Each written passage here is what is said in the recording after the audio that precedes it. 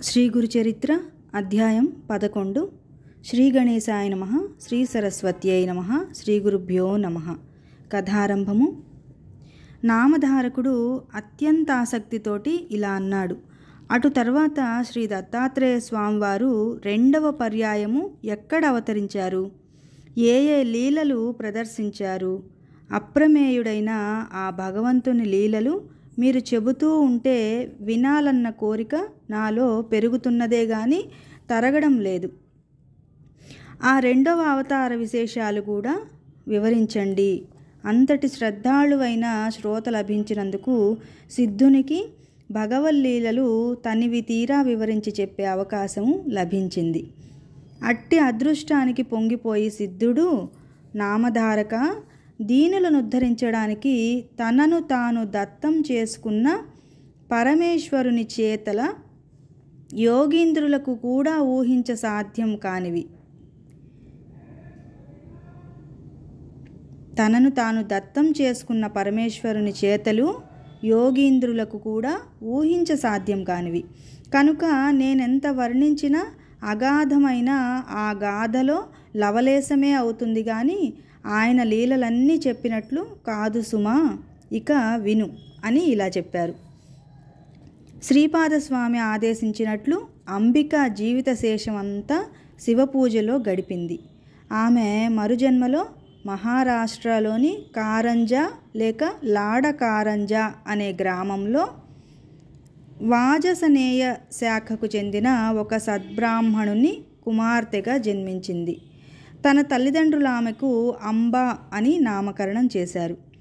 ఆమెకు పూర్వజన్మ సంస్కారం వలన సౌశీల్యంతో పాటు శివభక్తి కూడా అబ్బింది. ఆమెకు యుక్త వయస్సు రాగానే మాధవ శర్మ అనే బ్రాహ్మణోత్తమునికిచ్చి వివాహం చేశారు. అతడు మంచి శివభక్తుడు.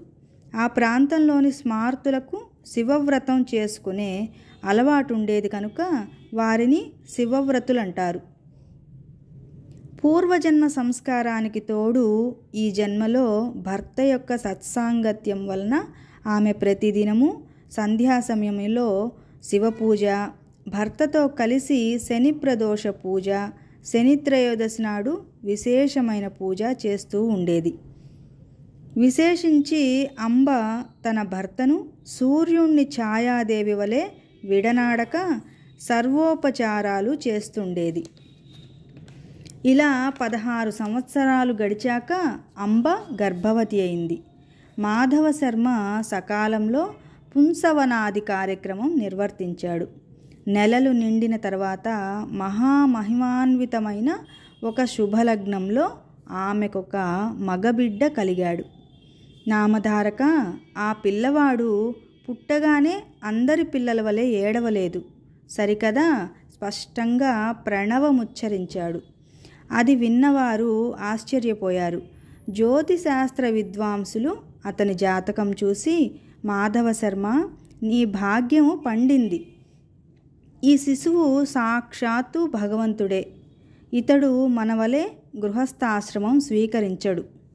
చిన్న వయసులోనే సన్యాసం స్వీకరించి జగద్వంద్యుడవుతాడు.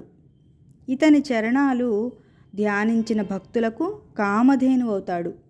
ఇతని దర్శనం చేతనే పతితులు పావనులవుతారు. ఇతనిని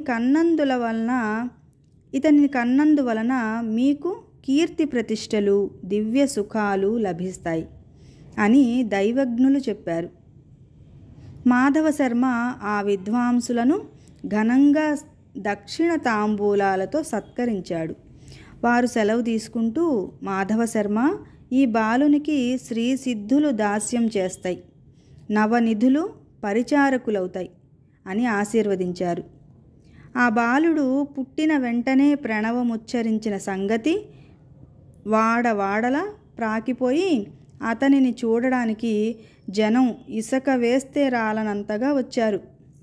పిల్లవానికి దృష్టి దోషం తగలకుండా తండ్రి రక్షాబంధనం చేయించాడు. తల్లి అతనికి ఉప్పు, మిరియాలు, ఎండు మిరపకాయలు, వేపాకులతోటి దృష్టి తీసేసేది. తర్వాత ఒక సుముహూర్తంలో ఆ పిల్లవానికి శాలగ్రామదేవ అని పేరు పెట్టారు. కానీ ఇంట్లో అందరూ అతనిని నరహరి అని పిలుచుకుంటుండేవాళ్ళు. నరులంటే అజ్ఞానబద్ధులైన మానవులు, హరి అంటే మానవుల యొక్క అజ్ఞానం వలన కలిగిన దైన్య తాప పాపాలను పోగొట్టేవాడని అర్థం. ఆ పేరు ముందుగానే ఆయన అవతారమూర్తి అని సూచిస్తున్నట్లు ఉన్నది. బలహీనంగా ఉండడం వలన అంబ వద్ద పిల్లవానికి చాలినన్ని పాలు లేవు. పిల్లవాని కోసము ఒక దాదిని కానీ పాడి మేకను కానీ ఏర్పాటు చేయాలని ఆ దంపతులు ఆలోచిస్తూ ఉండగా ఆ పిల్లవాడు తన చిన్నారి చేతులతో తల్లి యొక్క వక్షస్థలాన్ని స్పృశించాడు. వెంటనే ఆమెకు స్తన్యం పెళ్ళుబుకి 32 ధారలుగా కారి నేలపై పడ్డాయి.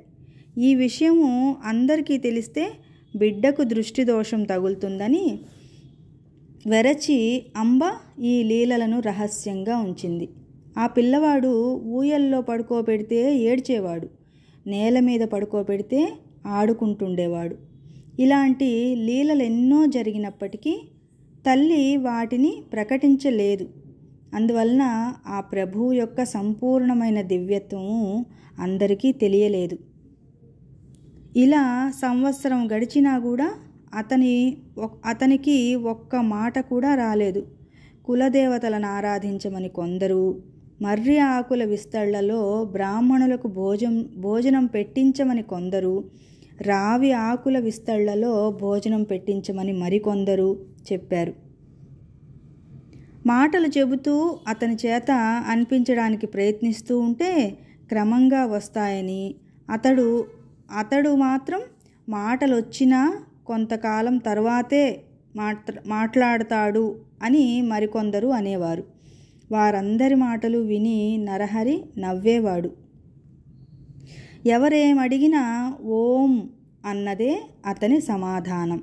ఆ సంగతి విని కొందరు పెద్దలు, ఇతడు మన మాటలు వినగలుగుతున్నాడు కనుక ఇతడు చెమిటివాడు కాడని స్పష్టమవుతోన్నది అని అనేవారు. అతడు మూగవాడైతే అంత స్పష్టంగా ఓం అనడం సాధ్యం కాదు. అతడు మాటలొచ్చి కూడా ఎందుకో మాట్లాడడం లేదు అని కొందరు తల్లికి ధైర్యం చెప్పేవారు. ఆమె ఎవ్వరేది చేయమని చెప్పినా అదల్లా చేసేది. తమ కులదైవమైన దత్తస్వామికి ప్రత్యేక పూజలు చేసేది. ఇలా నరహరికి 7వ సంవత్సరం వచ్చింది. కానీ అతడు మాత్రం మాట్లాడనే లేదు. బాలుడు మూగవాడవుతాడని తన తల్లిదండ్రులెంతో కలత చెందారు. ఒకనాడు అంబ అతని పరిస్థితికి కంటతడి పెట్టింది. అది చూసి నరహరి సైగలతో ఆమెను వారించి ప్రక్కనే ఉన్న ఒక ఇనుప వస్తువును తెప్పించి చేతితో త్రాకాడు. తక్షణమే అది బంగారంగా మారింది. ఆశ్చర్యంతో తల్లిదండ్రులు మరికొన్ని ఇనుప వస్తువులను అతని చేత తాకించారు. అవి కూడా బంగారంగా మారాయి.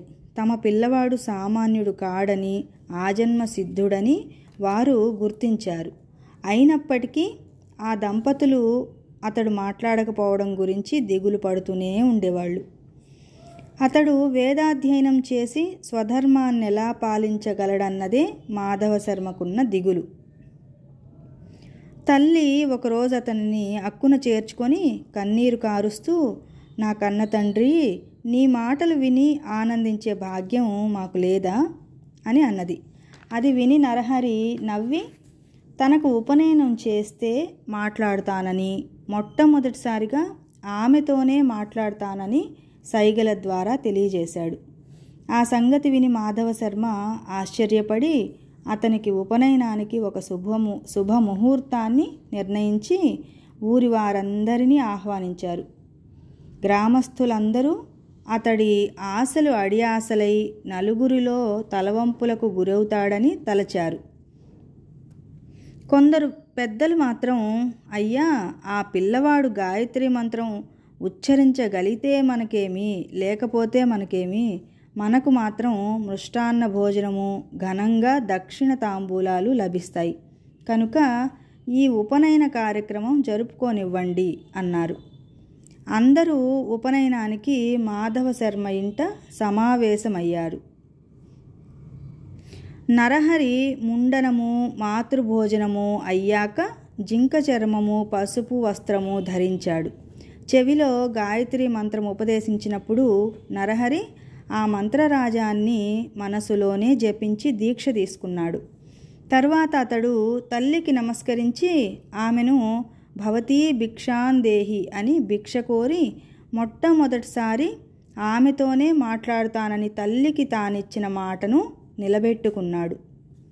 తల్లి మొదట భిక్ష ఇచ్చి ఋగ్వేదం పఠించు, ఆచారం పాటించు అనగానే నరహరి అగ్నిమీళే పురోహితం అని ప్రారంభించి ఋగ్వేదంలోని మొదటి మంత్రం జపించాడు. అంబ రెండవసారి భిక్ష ఇచ్చి యజుర్వేదం పఠించు, ఆచారం పాటించు అనగానే నరహరి ఇషేత్వా అని ప్రారంభించి యజుర్వేదంలోని మొదటి మంత్రం పఠించాడు.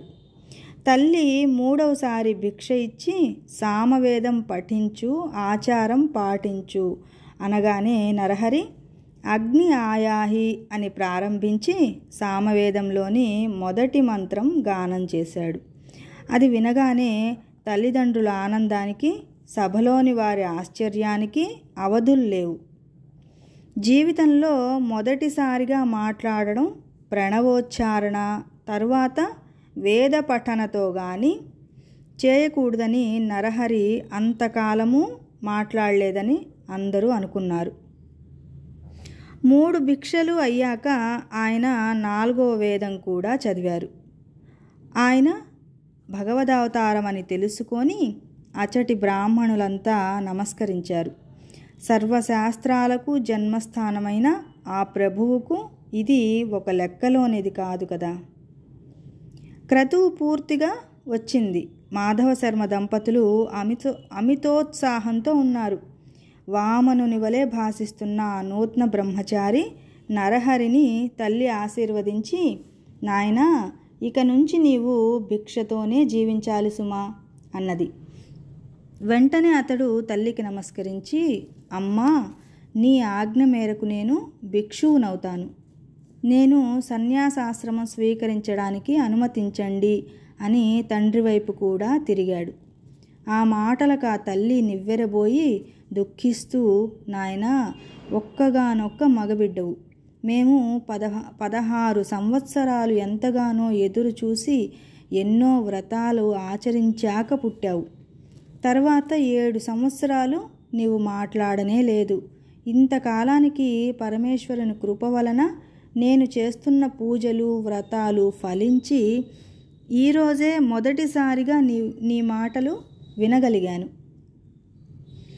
అందుకు నేను సంతోషిస్తుండగా నీవిలా అంటావేమిటి? అప్పుడే నీవు ఇల్లు విడిచిపోతే మా గతేమిటి? నీవు గృహస్థువై బిడ్డలు కలిగాక సన్యసించవచ్చు కదా అని బ్రతిమాలింది. అప్పుడు నరహరి తల్లిని కౌగలించుకొని ఓదార్చి, అమ్మా, నా మాట విను. వివేకంతో ఆలోచించి ఈ వ్యర్థమైన దుఃఖాన్ని తొలగించుకో. నేను ధర్మరక్షణ కోసం అవతరించాను.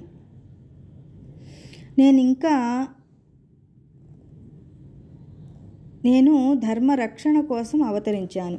నీకింకా 4 బిడ్డలు కలిగి ప్రేమతో మీ సేవ చేస్తారు.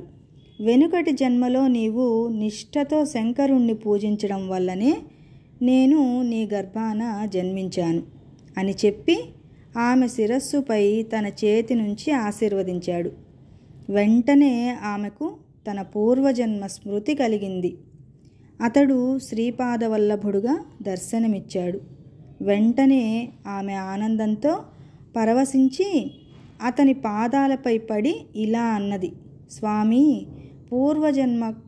పూర్వజన్మలో కుపుత్రవతినైన నేను ఆత్మాహుతికి పాల్పడినప్పుడు రక్షించిన శ్రీపాదుడవు నీవే. బ్రహ్మాండాలన్నీ నీలోనే ఉన్నాయి.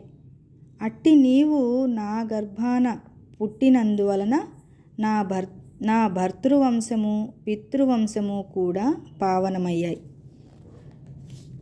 అతడు ఆమెను లేవదీసి, అమ్మా, ఈ పూర్వ వృత్తాంతం వెల్లడి చేయవద్దు.